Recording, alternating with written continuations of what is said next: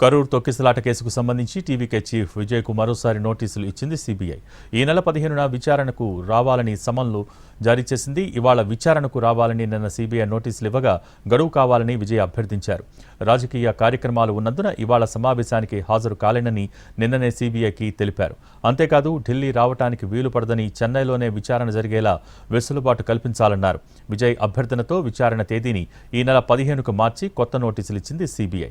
అయితే చెన్నైలో విచారణ జరపాలన్న అభ్యర్థనను మాత్రం అంగీకరించలేదు.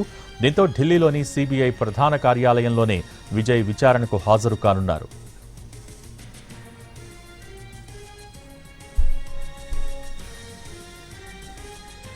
కరూర్ తొక్కిసలాట కేసులో ఇప్పటికే 2 సార్లు విజయ్ను సిబిఐ ప్రశ్నించింది. జనవరి 12, 19 తేదీల్లో సిబిఐ ప్రధాన కార్యాలయంలో గంటల తరబడి అధికారులు ఆయనపై ప్రశ్నల వర్షం కురిపించారు. అయితే దర్యాప్తులో కొత్తగా లభించిన ఆధారాలతో మరిన్ని వివరాల సేకరణ కోసం మరోసారి విజయ్ను సిబిఐ ప్రశ్నించనుంది.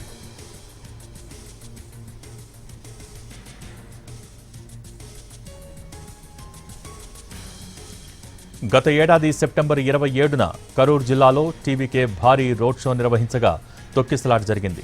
ఈ ప్రమాదంలో 41 మంది ప్రాణాలు కోల్పోయారు, మరికొందరు గాయపడ్డారు. సభ నిర్వహణలో జరిగిన లోపాలపై సిబిఐ దర్యాప్తు చేస్తోంది.